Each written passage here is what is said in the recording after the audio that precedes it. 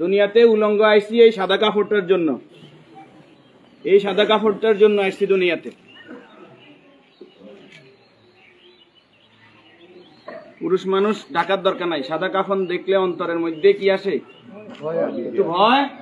আর সেটা মনে রাখবেন, পুরুষের ঢাকার দরকার নাই, মহিলাদেরকে এভাবে উপর দিয়ে ঢেকে দিতে হয়। মরণের হরে জীবিত থাকতে দরকার নাই। কি কন?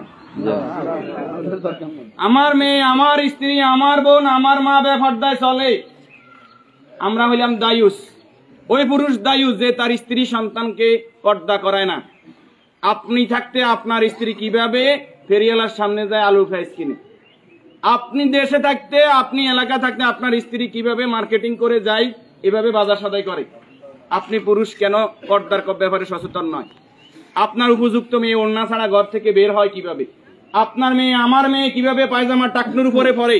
আমার ছেলে কিভাবে পায়জামা টাকনুর নিচে পরে? আমার টাকা দিয়ে আমার ছেলে সিগারেট খায়, আমার টাকা দিয়ে, আমার টাকার এমবি খরচ করে আমার ছেলে মেয়ে ঘরের মধ্যে গান বাজনা করে। আপনি পুরুষ উদাসীন, আপনার খবর নাই। খোদার কসম, দায়ুস ওই পুরুষ যে পুরুষ তার পরিবারকে দিন শিক্ষা দেয় না, কোরআন শিক্ষা দেয় না, পর্দার কথা বলে না। আর দায়ুস জাহান্নামে যাবে। এই দুনিয়াতে আসছে সাদা কাপড়টার জন্য, শুধু এই সাদা কাপড়টা অ্যারেস্ট করার জন্য।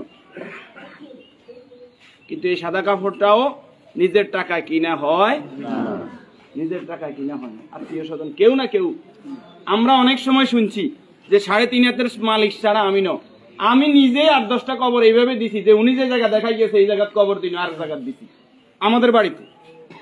কথা কি বুঝতে পারছেন? উনি যে জায়গা দেখাই গেছে ওই জায়গায় দিতে পারি নাই বিভিন্ন কারণে। ওই জায়গার মধ্যে হয়তো পুরান কবর পড়ছে, অথবা ওই জায়গার মধ্যে খাদ গর্ত বেশি, পানি হয়ে গেছে।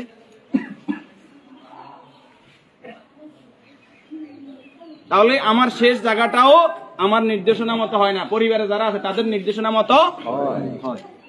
যে রাসূলের সম্মানমর্যাদা এত বেশি, সেই রাসূলের প্রতি দুরূদ ও সালাম সাল্লাল্লাহু আলাইহি ওয়াসাল্লাম।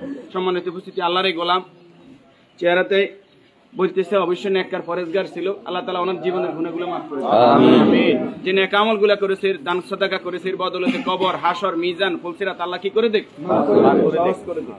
আমরা যারা জানাজায় উপস্থিত হয়েছে আল্লাহ আমাদেরকে মাফ করে দেখ। আল্লাহ তাআলা এই পরিবারকে ধৈর্য ধারণ করার তৌফিক দান করুন, আমিন। 40 জন জানাজাতে কাদেরকে উপস্থিত করাইবেন? আমাদের কত বলবো, বলতে আর বলতে মনে চায় না। সব জানেন কিন্তু আমল নাই।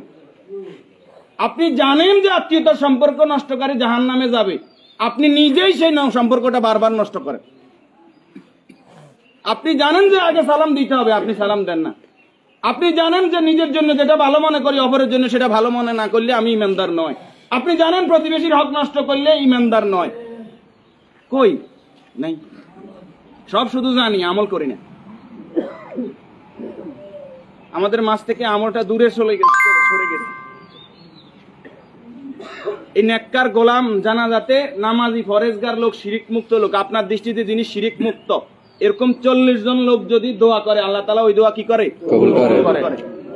40 জন হাইবেন, হাইতেন ন। উনি নামাজি ফরেজগার, উনি হয়তো আপনি মনে করেন যে মাজারে সেজদা দেন শুধু কবিরা গুনাহ, মাজারে সেজদা দেন বুঝি শিরক। শনিবার মঙ্গলবার কি শিরক না? শনিবার মঙ্গলবার হিসাব করা শিরক ননি? শিরক, এটাও শিরক। এই যে জাদু টোনা করা, এটা কি শিরক ননি? গণকের কাছে যাওয়া, বান্দর গনাইতে যায়, মানুষ গনাইতে যায়, চুরি করছে কে, আনা চাইতে যায়, এগুলো সবগুলো কি বড় শিরক। যেটা জনগণ সকল ক্ষমতার উৎস, ঠিক ননি?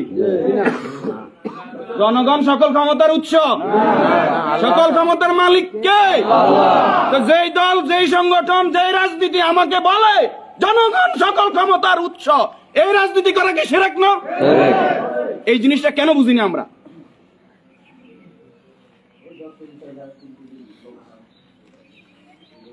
আপনি মুখে বললেন জনগণ সকল ক্ষমতার উৎস, অন্তরে আপনি বলবেন যে হ্যাঁ আল্লাহ সকল ক্ষমতার উৎস, এটা তো আল্লাহ মানে না। মুখে যেটা বলতে হবে অন্তরে এক থাকতে হবে। তাহলে সকল ক্ষমতার মালিক কে? আল্লাহ। আর যারা রাষ্ট্র ক্ষমতায় গিয়ে, একজন মুমিন ইসলামী রাষ্ট্র ব্যবস্থার বাইরে যাওয়ার কোনো সুযোগ নাই।